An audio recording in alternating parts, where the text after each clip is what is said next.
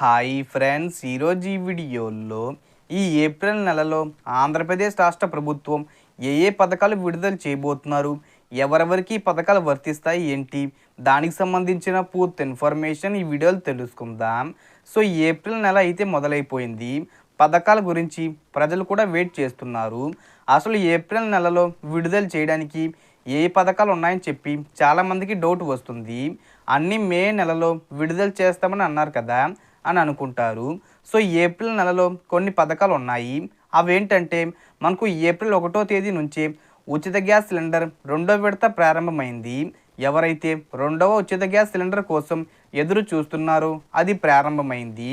So ప్రభుత్వం gas ఏజెన్సీలు ఏవైతే ఉన్నాయో వారికి డబ్బులు పంపించడం జరిగింది. మనం బుక్ చేసుకుంటే మనకు డబ్బులు ఖాతాల్లో పడతాయి. ఈ తేదీన ఆ తేదీన బుక్ చేసుకోవాలనేది ఏమీ లేదు. ఏప్రిల్ 1వ తేదీ నుంచి జూలై 31వ తేదీ లోపు, అంటే ఈ 4 నెలల్లో ఎప్పుడైనా కానీ మీరు గ్యాస్ సిలిండర్ బుక్ చేసుకోవచ్చు. డబ్బులు మీ అకౌంట్లో పడతాయి. కొంతమందికి 3-4 అకౌంట్లు ఉన్నాయి. అన్ని అకౌంట్లు చెక్ చేసుకోండి. ఒక అకౌంట్లో పడకపోయినా వేరే అకౌంట్లో పడి ఉండొచ్చు.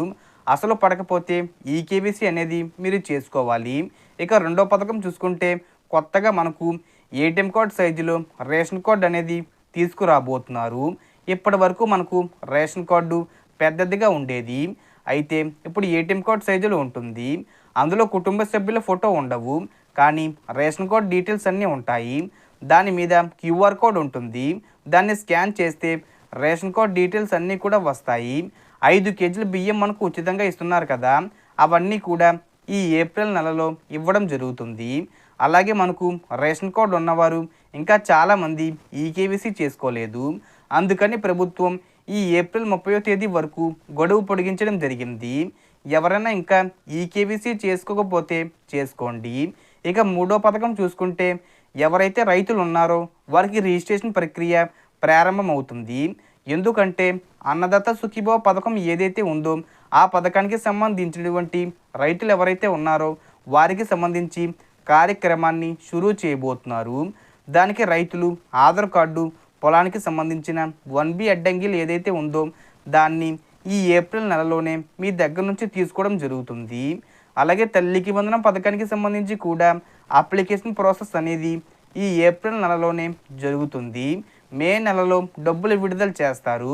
తల్లికి వందనం 15,000 రూపాయలు అనేది కుటుంబంలో ఎంతమంది పిల్లలు చదువుకుంటూ ఉంటే అంతమందికి వేస్తారు. అటెండెన్స్ అనేది 75% ఉండాలి. అలాగే 6 స్టెప్ వెరిఫికేషన్లో పాస్ అయిన వారికి మాత్రమే ఈ డబ్బులు వస్తాయి. అలాగే ఇంకొక పథకం చూసుకుంటే మత్స్యకార భరోసా పథకాన్ని కూడా ఈ ఏప్రిల్ నెలలోనే ప్రారంభిస్తారు. అంటే చేపల వేట నిషేధ సమయంలో డీజిల్ ఖర్చుల కోసం 10,000 రూపాయలు ఇవ్వడం జరుగుతుంది. గతంలో 10,000 రూపాయలు ఇచ్చేవారు. ఇప్పుడు దాన్ని చంద్రబాబు నాయుడు గారు 20,000 రూపాయలు పెంచారన్నమాట.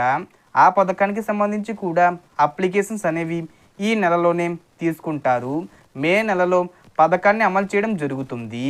సో మనకు వచ్చిన ఇన్ఫర్మేషన్ ఫ్రెండ్స్. మీకు ఈ వీడియో నచ్చితే లైక్ చేయండి, షేర్ చేయండి అండ్ సబ్స్క్రైబ్ చేసుకోండి.